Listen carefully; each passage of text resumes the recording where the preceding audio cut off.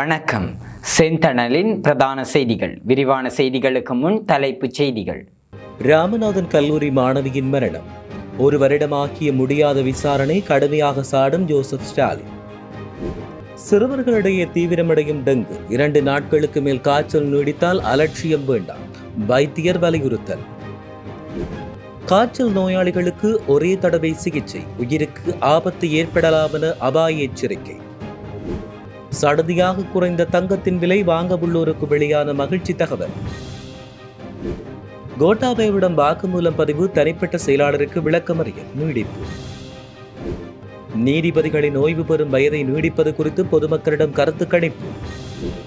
விடுதியொன்றில் கைப்பற்றப்பட்ட அரசியல்வாதியின் மருமகனுக்கு சொந்தமான கைத்துப்பாக்கி வெளியான தகவல். உண்ணாவிரத போராட்டத்தை கைவிட்டு சுரேஷ் சலை. 2 மாதங்களுக்கு முன் திருமணமான இளைஞன் வெட்டிக்கொலை, இரவில் நடந்த பயங்கரம். புத்தளத்தில் அடர்ந்த காட்டில் தவறான முடிவெடுத்து உயிர் மாய்த்த இளைஞன். கட்டுநாயக்க விமான நிலையத்தில் 4 சீன வர்த்தகர்கள் கைது.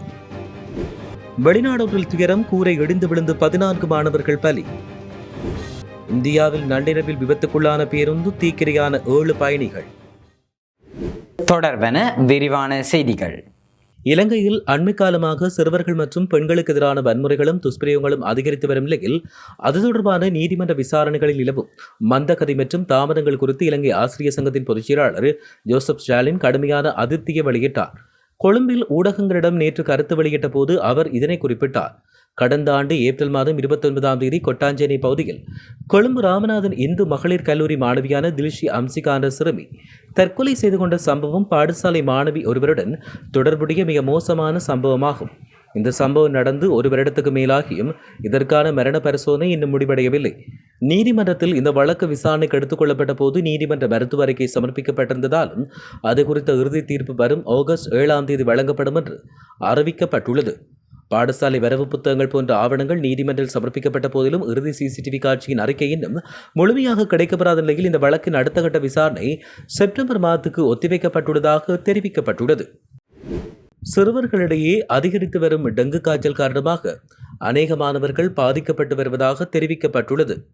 எனவே 2 நாட்களுக்கு மேல் காய்ச்சல் நீடித்தால் உடனடியாக வைத்தியசாலைக்கு செல்ல வேண்டும் என்று எச்சரிக்கை விடுக்கப்பட்டுள்ளது. பெற்றோர் அலட்சியமாக பிள்ளைகளை பாடசாலைகளுக்கு அனுப்புவதை தவிர்க்குமாறு கொழும்பு சிறுவர் வைத்தியசாலையின் விசேட வைத்திய நிபுணர் நளின் சி கித்துல்வத்த வலியுறுத்தினார்.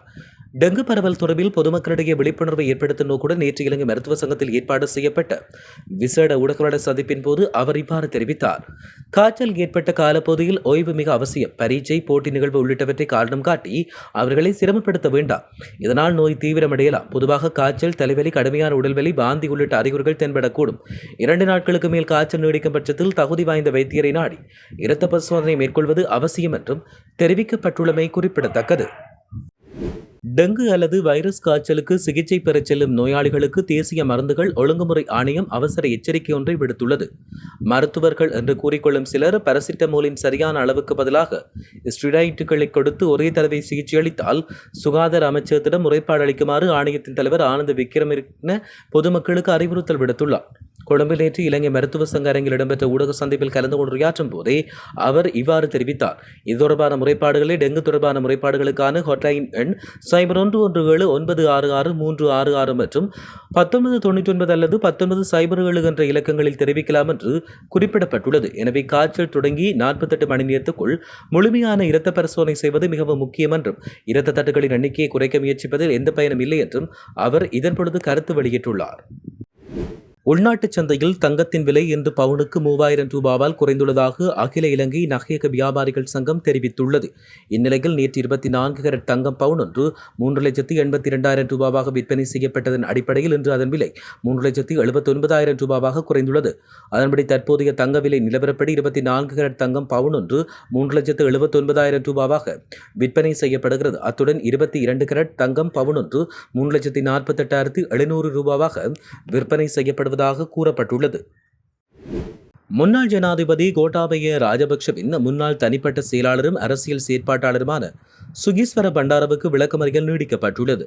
அதன் அடிப்படையில் எதிர்வரும் ஜூலை மாதம் 8ஆம் தேதி வரை அவரை மேலும் விளக்கமறியலில் வைக்குமாறு கொழும்பு கோட்டை நீதவான் நீதிமன்றம் உத்தரவிட்டுள்ளது. கொழும்பு கோட்டை நீதவான் நீதிமன்றில் இன்று காலை முன்னிலைப்படுத்தப்பட்ட போது நீதவான் பசன் அமரசேன இந்த உத்தரவை பிறப்பித்தார். அத்துடன் சுகீஸ்வர பண்டாரவின் பிணை விண்ணப்பம் மீதான கட்டளையையும் நீதவான் ஜூலை 8ஆம் தேதி வரை ஒத்திவைத்துள்ளதாக தெரிவிக்கப்படுகிறது. இந்நிலையில் இன்றைய நீதிமன்ற விசாரணையின் போது இந்த விவகாரம் தொடர்பில் முன்னெடுக்கப்பட்டு வரும் விசேட விசாரணையின் ஒரு பகுதியாக முன்னாள் ஜனாதிபதி கோட்டாபய ராஜபக்ஷவிடமிருந்து ஒரு வாக்குமூலம் பதிவு செய்யப்பட்டுள்ளதாக மத்திய வங்கி குற்றப்புலனாய்வு பணியகம் நீதிமன்றத்துக்கு தெரிவித்துள்ளதாக கூறப்படுகிறது. உச்ச நீதிமன்றம் மற்றும் மேன்முறையீட்டு நீதிமன்ற நீதியரசர்களின் ஓய்வு பெறும் வயதை நீடிப்பது குறித்து பொதுமக்களிடம் கருத்து கணிப்பு நடத்த இலங்கை சட்டத்தரணிகள் சங்கம் தீர்மானித்துள்ளது. அதன்படி இந்த திட்டம் எதிர்வரும் 4ஆம் தேதி செயல்படுத்தப்படும் என இலங்கை சட்டத்தரணிகள் சங்கம் தெரிவித்துள்ளது. உச்ச நீதிமன்றம் மற்றும் மேன்முறையீட்டு நீதிமன்ற நீதியரசர்களின் ஓய்வு பெறும் வயதை நீடிப்பது குறித்து அரசாங்கத்தின் முன்மொழிவு பற்றி விவாதிப்பதற்காக இலங்கை சட்டத்தரணிகள் சங்கத்தின் செயற்குழு சமீபத்தில் கூடியது. அப்போது தொடர்புடைய முன்மொழிவை செயல்படுத்த வேண்டாம் என்று ஜனாதிபதிக்கு எழுத்துப்பூர்வமான கோரிக்கை விடுக்கவும் இந்த விடயம் குறித்து பொதுமக்களின் கருத்துக்களை பெறவும் ஒரு முன்மொழிவு செய்யப்பட்டுள்ளது. அதன் பிரகாரம் வரும் 4ஆம் தேதி இலங்கை சட்டத்தரணிகள் சங்கத்தின் சட்டத்தரணிகள் கலந்துரையாடலுக்கு பின்னர் தொடர்புடைய பொது கருத்து கணிப்பு திட்டம் செயல்படுத்தப்படும் என்று தெரிவிக்கப்பட்டுள்ளமையும் குறிப்பிடத்தக்கது. மேலும் சங்கத்தின் செயற்குழு இந்த விசேட பொதுக்கூட்டத்தை 11ஆம் தேதி கூட்ட முடிவெடுத்துள்ளதாக தெரிவிக்கப்பட்டுள்ளது. நுகேவட பகுதியில் உள்ள விடுதியொன்றில் இருந்த ஒருவரிடமிருந்து முன்னாள் அமைச்சரின் மருமகனுக்கு சொந்தமான கைத்துப்பாக்கி ஒன்று கைப்பற்றப்பட்டுள்ளது. சந்தேக நபரிடம் முன்னெடுக்கப்பட்ட விசாரணையின் அடிப்படையில் கைப்பற்றப்பட்ட உரிமம் பெற்ற கைத்துப்பாக்கி முன்னாள் அமைச்சரின் மருமகனுக்கு சொந்தமானது என்று தெரிவிக்கப்பட்டுள்ளது. 29 வயதான குறித்த விடுதியின் மேலாளர் இவ்வாறு கைது செய்யப்பட்டார். குறித்த விடுதியின் முன்னாள் அமைச்சரின் மருமகனுக்கு சொந்தமானது என்றும் கூறப்படுகிறது. இதன்பொழுது சந்தேக நபரிடமிருந்து 85 கிராம் குஷ் போதைப் பொருள் மற்றும் துப்பாக்கிக்கான 30 தோட்டாக்களை போலீசார் மீட்டுள்ளனர். இதையடுத்து சந்தேக நபரை களுத்துறை நீதவான் நீதிமன்றில் முன்னிலைப்படுத்திய போது சந்தேக நபரை ஜூலை மாதம் 14ஆம் தேதி வரை விளக்கமறையில் வைக்குமாறு உத்தரவு பிறப்பிக்கப்பட்டுள்ளது. இலங்கை அரசு புலனாய்வு பிரிவின் முன்னாள் பிரதானி சுரேஷ் அலே தான் மேற்கொண்டு வந்த உண்ணாவிரத போராட்டத்தை நிறைவு செய்துள்ளதாக தெரிய வருகிறது. அவருடைய சட்ட ஆலோசகரின் அறிவுரை மற்றும் கோரிக்கைகளை ஏற்று அவர் இந்த முடிவை எடுத்துள்ளார். 2019 உயிர்த்த ஞாயிறு தாக்குதல் தொடர்பான விசாரணையின் ஒரு பகுதியாக கடந்த பிப்ரவரி மாதம் 25ஆம் தேதி சுரேஷ் அலே கைது செய்யப்பட்டார். இந்நிலையில் குற்றப்புலனாய்வு திணைக்களத்தின் காவலில் இருந்தபோது அவர் உண்ணாவிரதத்தை ஆரம்பித்திருந்தார். அதைத் தொடர்ந்து அவர் கொழும்பு தேசிய வைத்தியசாலைக்கு மாற்றப்பட்டு 2 வாரங்களுக்கு மேல் மருத்துவ சிகிச்சை பெற்று வந்தார். குருநாகல் பகுதியில் இளைஞர் ஒருவர் கூறிய ஆயுதத்தால் வெட்டி படுகொலை செய்யப்பட்டுள்ளார். குறித்த சம்பவமானது குருநாகல் மாவட்டம் பன்னலை பிரதேசத்தில் நேற்றைய தினம் இரவு இடம்பெற்றது. இந்த கொடூர சம்பவத்தில் ரிதிகமை பிரதேசத்தைச் சேர்ந்த 30 வயதான இளைஞனை உயிரிழந்தார். உயிரிழந்த இளைஞர் பன்னல பிரதேசத்தைச் சேர்ந்த ஜுவதியை காதலித்து கடந்த 2 மாதங்களுக்கு முன்னர் திருமணம் செய்து கொண்டார். திருமணத்தின் பின் அவர் பன்னலையில் உள்ள மனைவியின் வீட்டில் வசித்து வந்தார்.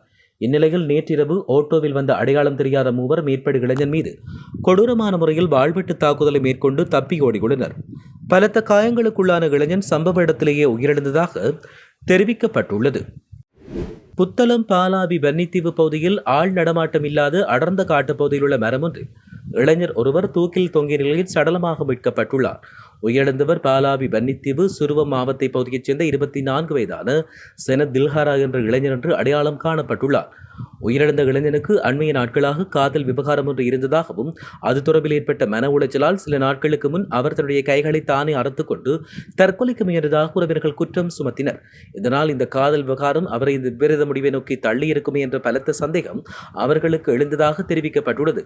இருப்பினும் இது உயிர் மாய்ப்பா அல்லது இதன் பின்னணியில் வேறு ஏதேனும் மர்மங்கள் ஒளிந்திருக்கிறதா என்கின்ற கேள்விக்கு இதுவரை பதில் கிடைக்கவில்லை. போலீசாரின் விரிவான மற்றும் உடல்கூறு பரிசோதனை அறிக்கைகளின் பின்னரே முழுமையான வெளிச்சத்துக்கு சம்பவம் வரும் என்று எதிர்பார்க்கப்படுகிறது. சம்பவம் தொடர்பாக புத்தளம் போலீசார் மேலதிக விசாரணைகளை மேற்கொண்டு வருவதாக தெரிவிக்கப்படுகின்றமையும் குறிப்பிடத்தக்கது. கட்டுநாயக்க விமான நிலையத்தில் தரையிறங்கிய சீன வர்த்தகர்கள் 4 பேர் கைது செய்யப்பட்டுள்ளனர். இவ்வாறு கைது செய்யப்பட்டவர்கள் 35 வயது மதிக்கத்தக்கவர்கள் என்று தெரிய வருகிறது.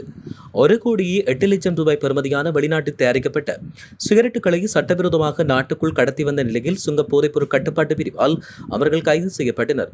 அவர்கள் இன்றைய தினம் அதிகாலை 12:30 மணியளவில் தாய்லாந்தின் ஃபேங்குக் நகரிலிருந்து தாய் ஏர்வேஸ் நிறுவனத்துக்கு சொந்தமான TG-307 என்ற விமானம் மூலம் கட்டுநாயக்க விமான நிலையத்தை வந்தடைந்தனர். நிலையத்தின் வருகை முனையத்தில் பிரகடனப்படுத்துவதற்கு எதுவும் இல்லை என்ற பசுமை வழி ஊடாக சந்தேகத்துக்கிடமின்றி வெளியேற அவர்கள் முயற்சித்த போது சோதனையில் ஈடுபட்ட அதிகாரிகள் அவர்களை மடக்கி பிடித்துள்ளதாக தெரிய வருகிறது. இனி சர்வதேச செய்திகள். பாகிஸ்தானில் தனியார் பயிற்சி நிலைய கட்டடத்தின் கூரை ஒன்று இடிந்து விழுந்ததில் 14 சிறுவர்கள் உயிரிழந்ததாக அதிகாரிகள் தெரிவித்தனர். பாகிஸ்தான் லாகூர் நகருக்கு அருகிலுள்ள புறநகரில் இந்த துயர சம்பவம் இடம்பெற்றுள்ளது. இந்த விபத்தில் 10 வயதுக்குட்பட்ட சிறுவர்கள் மற்றும் சிறுமிகள் பலரும் சிக்கினர். மீட்கப்பட்டோரில் பெரும்பாலானவர்கள் 7 முதல் 11 வயதுக்குட்பட்டவர்கள் என்று தெரிவிக்கப்பட்டுள்ளது. விபத்துக்கான காரணம் குறித்து அதிகாரிகள் விசாரணையை தொடங்கியுள்ளனர். ஆரம்பகட்ட விசாரணையின் ஒரு பகுதியாக 2 கைது செய்யப்பட்டுள்ளனர். மேலும் சம்பவத்தில் 5 பேர் காயமடைந்துள்ளதாகவும் தகவல்கள் தெரிவிக்கின்றன. கட்டடத்தின் கூரை மிகவும் மோசமான நிலையில் இருந்ததே இதற்கு காரணம் என்று தெரிவிக்கப்பட்டுள்ளது. இந்தியாவின் டெல்லி மும்பை பிரிவு சாலையில் இடம்பெற்ற பேருந்து விபத்தில் 7 பேர் உயிரிழந்ததாக தெரிய வருகிறது. குறித்த பேருந்து டிரெய்லர் வாகனம் ஒன்றுடன் மோதி தீப்பிடித்த நிலையில் விபத்து இடம்பெற்றது. நேற்று இரவு சுமார் 2:30 மணியளவில் ரிஷிகேஷிலிருந்து மத்திய பிரதேசத்தின் இந்தூருக்கு அதிவேகமாக சென்று கொண்டிருந்த நிலையில் ஏற்பட்ட குறித்த விபத்தில் மேலும் 22 பேர் காயமடைந்தனர். இதன்போது பயணிகள் உதவிக்காக அலறிய போது வாகனங்கள் பெரும் தீப்பிழம்புகளுடன் எரிந்ததாக இந்த ஊடகங்கள் விவரித்துள்ளன. உயிரிழந்த பெரும்பாலான பயணிகள் சம்பவம் நடந்த நேரத்தில் உறங்கிக் கொண்டிருந்ததாக தெரிவிக்கப்பட்டுள்ளது. இத்துடன் செய்திகள் நிறைவடைகின்றன. வணக்கம்.